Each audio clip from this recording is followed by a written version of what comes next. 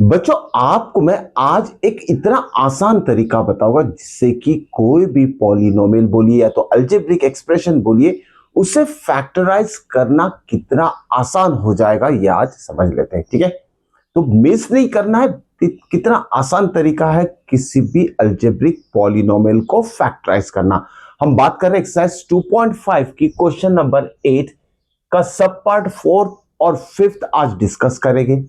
देखिए क्वेश्चन बड़े डिफिकल्ट लगते हैं बच्चों को, इट्स वेरी डिफिकल्ट, लेकिन हम कितना आसानी से इसे सॉल्व करने वाले आप सोच भी नहीं सकते। ठीक है, तो चलिए शुरुआत करते हैं।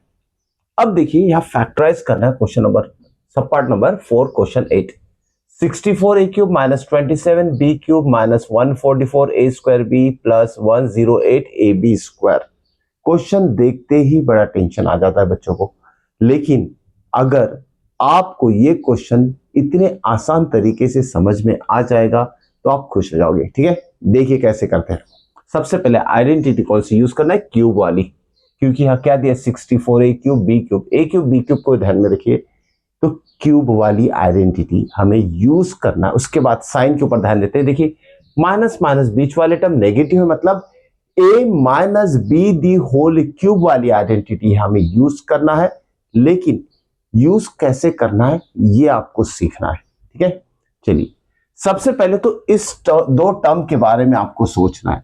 ये दो टर्म जो है इसके बारे में सोचना है आपको। देखिए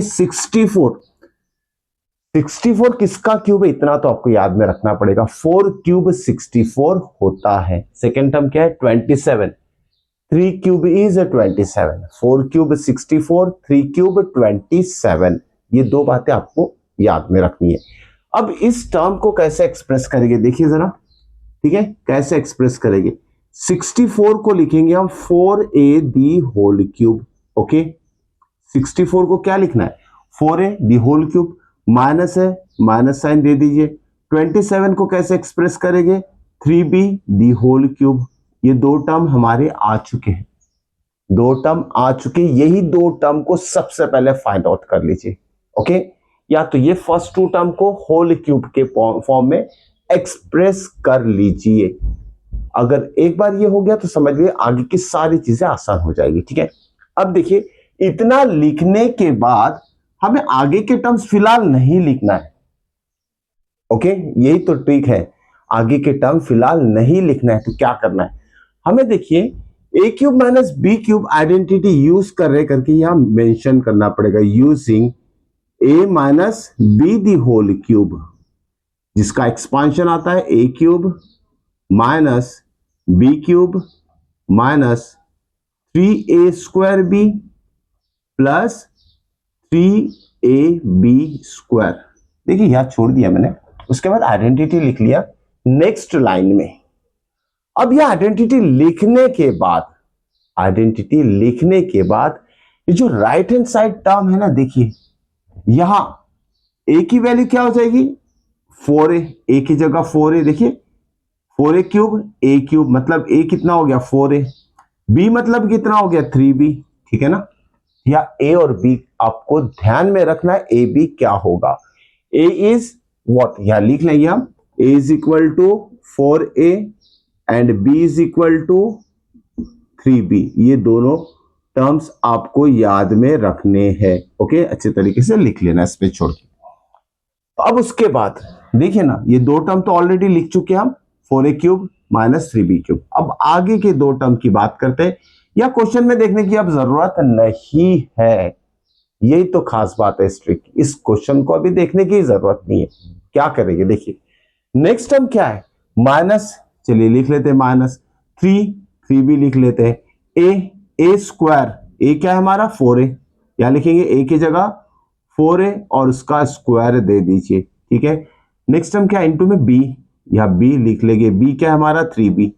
ठीक है, देखिए ना a 4a सब्स्टिट्यूट किया यहाँ और b 3b सब्स्टिट्यूट किया यहाँ लिख लिया। ओके, इसके बाद आगे का और एक टर्म प्लस है, प्लस दे दीजिए, 3 है 3b लिख लीजिए।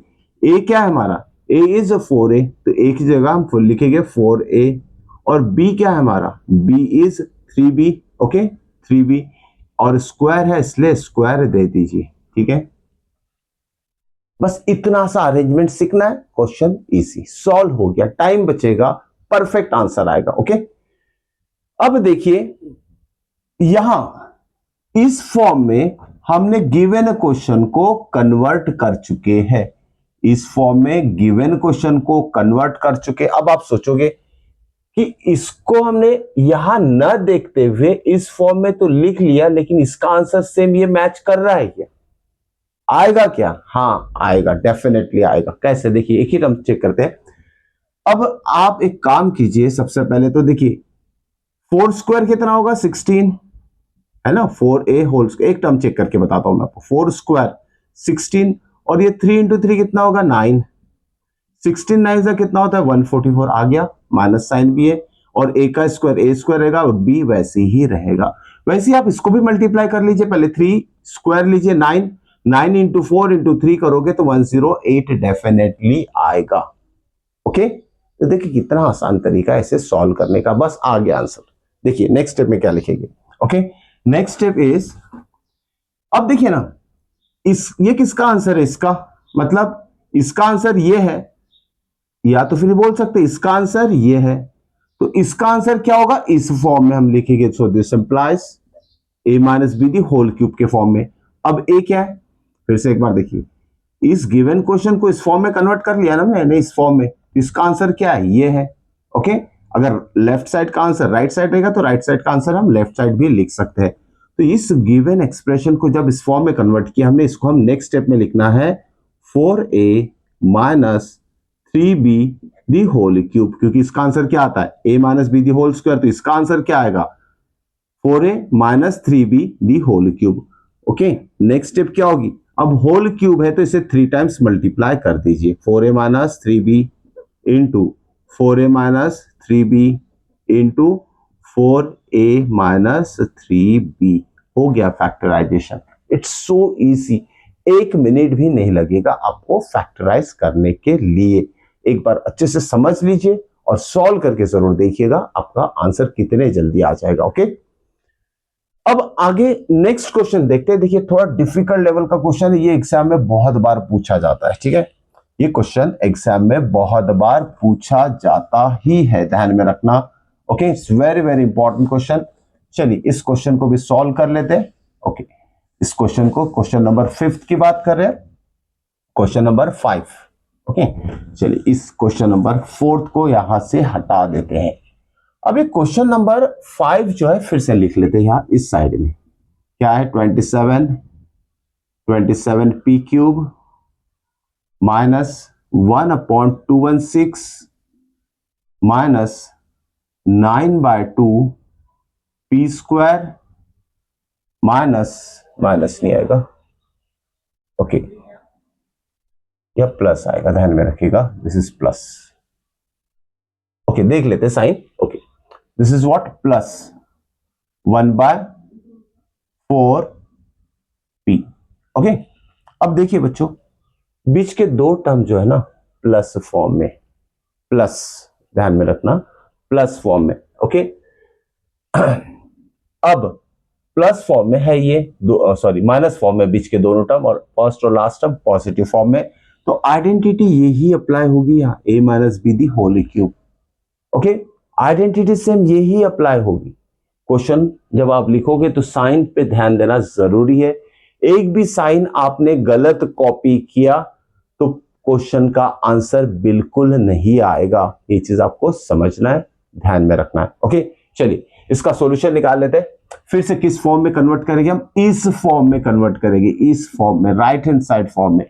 देखिए ना 27 है, क्या लिखेंगे हम? 27 is a cube of 3। Okay, this implies 27 किसका क्यूब है? 3 का। पी क्यूब को हम कैसे लिख सकते हैं? पी दी होल क्यूब, दोनों का क्यूब। ओके, यहां देखिए ना 216, ये नंबर तो याद में रखना पड़ेगा आपको। 216 किसका क्यूब है? 6 का क्यूब। 6 क्यूब इज 216, ध्यान में रखना है।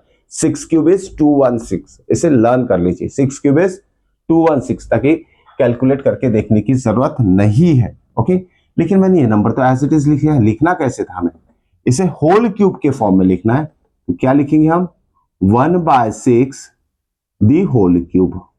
1 का क्यूब तो 1 ही आएगा, 6 का क्यूब 216 आ गया, ठीक है। न्यूमरेटर का क्यूब 1 है, न्यूमरेटर 1 है, उसका क्यूब 1 आएगा। डिनोमिनेटर क्या है 6 क्यूब, या डिनोमिनेटर 216 आ जाएगा। फिर से ये स्टेप वैसे ही रहने दीजिए बच्चों, जैसे अभी जो प्रीवियस क्वेश्चन में हमने ट्रिक अप्लाई की थी ना, इसमें भी वही ट्रिक अप्लाई कर लेते, इजीली क्वेश्चन का आंसर आ जाएगा, ठीक है। अब देखिए ना, या ये जो ब्रैकेट के अंदर है ये हो जाएगा वैल्यू ऑफ ए, कितना हो जाएगा वैल्यू ऑफ ए 3p, और इस ब्रैकेट के अंदर टर्म है ना ये हो जाएगा b की वैल्यू 1/6, ओके। ए बी आ गया, ए बी तो फाइंड करना है। फिर हमने देखिए क्या लिखना है, इतना पार्ट लिखने के बाद ए और बी फाइंड करने के बाद यूजिंग दिस आइडेंटिटी, सबसे पहले नेक्स्ट लाइन में, नीचे वाली लाइन में ये आइडेंटिटी मेंशन कर लीजिए, बहुत हेल्पफुल रहती है। देखिए कैसी, ए क्यूब है 3p का क्यूब, ए मतलब क्या है 3p, बी क्यूब मतलब 1/6 का क्यूब, ठीक है, लिख लिया ना 1/6 का क्यूब हमने, ओके। आगे की दो टर्म भी लिखना है यूजिंग ए एंड बी, या ए की वैल्यू क्या सब्स्टिट्यूट करेंगे 3p, बी की वैल्यू क्या सब्स्टिट्यूट करेंगे 1/6, यहां भी सेम, ओके। तो चलिए आगे की यह वाली स्टेप आप कंप्लीट कर लेते हैं। ए क्यूब हो गया, बी क्यूब हो गया, माइनस है या माइनस साइन दे दीजिए, 3 है 3 लिख लीजिए, ए स्क्वायर है, ए क्या है हमारा a is 3p the whole square लिख लीजिए क्योंकि यहाँ ए स्क्वायर है। बी क्या है हमारा, बी है 1/6, तो यहाँ 1/6 लिखना नहीं भूलना। ये स्टेप भी ये टर्म भी हमने लिख लिया है ए बी के फॉर्म में, प्लस 3 ओके। ए की वैल्यू क्या है 3p, यहाँ लिखेंगे 3p, ओके। बी क्या है हमारा 1/6 स्क्वायर है, इसलिए स्क्वायर लिख लिया हमने, ओके। समझ में आया।